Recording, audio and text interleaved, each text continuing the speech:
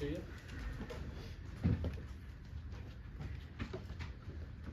Hey, Carson, ESPN had this nugget that you were the third quarterback in the last 10 years to have 4 touchdowns and complete more than 85% of your passes against the Blitz. What do you think is the key to handling the Blitz, and what has made your success with that package coming in so successful? First and foremost, obviously the offensive line picking up the blitz helps me big time. And then not only that, but then center, Cedric, and then my study of film and seeing what defenses are going to try to do when they do blitz us, making the right ID as far as Mike points and changing protections and all that stuff. So having Cedric there to help me with that, and then also just studying film, and then obviously the execution of it, picking up the blitz. But obviously that's a huge credit to our offensive line. Just to follow up on that real quick, sounds like you and Center watching film together. How often does that happen? And secondarily, what would you say is the biggest key in your preparation to being as accurate as you have been this year? As far as like Cedric, and I know the whole offensive line watches a lot of film together. Most of the time I watch a lot of film by myself, but there's a lot of communication that goes back and forth between me and him. And obviously in practice, coaches prepare us well as far as scout team looks and that sort of thing. And as far as actually goes, I think that's just a chemistry thing. As we continue to play and I continue to understand certain guys and the way that they run certain routes, I think that's kind of goes to say the whole accuracy thing. Carson, Coach mentioned a while ago that he thinks that one of the reasons he able to handle the pressure of being the quarterback is your baseball background. Can you think of maybe any examples of playing baseball, being on the mound, where the pressure you dealt with there kind of has helped you? Yeah, for your sure. job right now? I mean, I definitely could say that's part of it. I think I've been through a lot of things in my life that have, helped me to the point where I can handle pressure. But definitely being a pitcher, playing baseball, I mean, you're the only guy that's really doing anything when you're up there pitching. Baseball is a little bit more boring of a sport, but when you're sitting there pitching, you're the guy, so all the weight is kind of on you to sit there and execute, whether you're throwing 80, 90, 100 pitches a game. I'll definitely say that could accredit to the way that I handle pressure. Carson, when you look back to UT Martin to where you are now, where do you feel like you've improved the most? Obviously the confidence standpoint. I think that's the biggest thing, and then continue moving forward. I think I can improve in every area as far as accuracy goes, as far as timing goes, just little footwork things, and obviously just the knowledge of the game and the feel of the game, just trying to learn how to play football again, because it was a long time since I played in a game, and the game speed compared to practice, it's so hard to replicate, and really the only way to replicate it is to play in the game. So.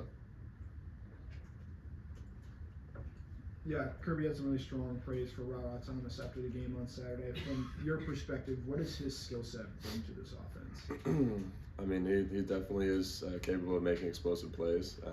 He helps our offense be explosive, and I always say this, that we have so many guys and so much depth, especially at the wide receiver position, where anybody that we put out there, we fully expect to go out there and make plays. One thing that he did really well in the game was make those contested catches and some of those third down situations, obviously in the red zone, man-to-man situations where it's one-on-one, it's him against the DB and there's nothing else. So I'm just going to give him a chance and let him go make a play. You've talked about it, been asked about it a lot, just Brock's unique skill set and all that stuff. But from a strategic standpoint, how much of an impact does it make him just being out there? Because I noticed I think he played every play you played, maybe with the exception of one.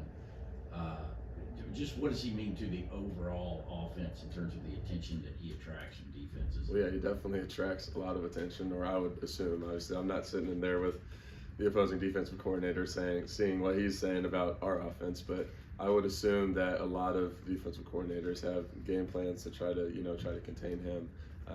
But he's Brock Bowers. He's going to make plays. He's going to show up every single Saturday. But even just having him out there, the distraction that he kind of makes for all the other guys to step up and make plays is definitely a huge part, I think. Yeah, Carson, we hear a lot about standard and expectations around here. I'm curious, what did you expect to play this well coming into the season? I don't think that. Obviously, I have standards for myself, and I have goals for myself. But as far as expectations go, I feel like every single game that I go out there, I just try to be myself. Like, I don't expect to go throw for X amount of yards or X amount of completions. Like, it's never about the numbers, obviously. And I said this on Saturday, but like, really at the end of the day, it's about winning. Especially at the quarterback position. I think that's a huge column that, you know, you put on a quarterback is the win column, how many wins they have, how many losses they have. But ultimately, I think our team at the end of the day just matters if we get out with the win. Yeah, Carson, it looks like this is going to be your first start where it's going to be bad weather conditions right now. I think it's supposed to be in the 40s with rain in Nashville. I was wondering if you prepare any differently this week compared to other weeks, like center snap exchange and with the receivers, handoffs with running backs, anything like that.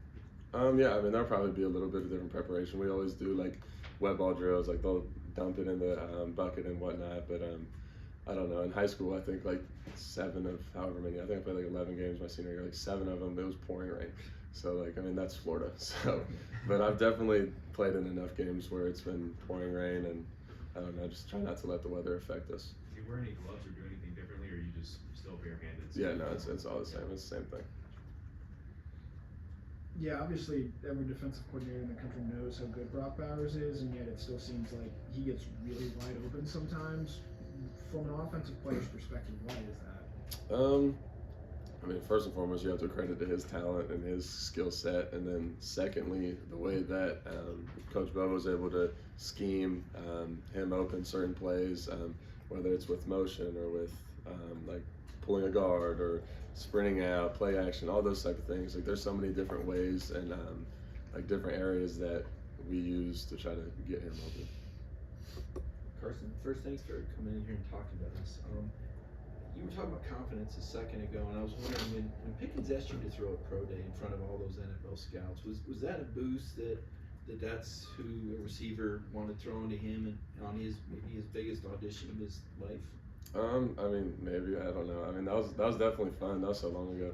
I think that was my sophomore year, so like 2 years ago. But that was definitely a cool experience to, you know, get to throw for him, especially with so many NFL scouts there. We hear about the defensive players talk about the standard. What is the standard for the Georgia offense? First and foremost, just execute. And our goal every single time we step on the field, every single drive, is to score a touchdown. Obviously, is that going to happen? Probably not, but it is a goal. And as far as execution goes, I think we did a really good job this Saturday. And moving forward, just try to be consistent in that way. Carson, this isn't meant to kind of diminish what you've done as a quarterback, but in turn, you mentioned the receiving options you have. Like, isn't that in a lot of ways like kind of fortunate? I mean, there's been key receiver injuries around here the last few years. Right now, you've got everybody. They hit the portal hard to get Dominic and run around. I mean, in a lot of ways, do you feel like you're kind of blessed? Oh yeah, 100%. I mean, the whole entire offense we have. I mean, as far as our offensive line, tight ends, wide receivers, running backs, the defense that we have, how we're able to execute on special teams with good ball position and things like that. I mean, football is a team game. It's not about me. And my success is hugely reliant on the players that I have around me. So, and they've all been performing really well. So that speaks credit to them.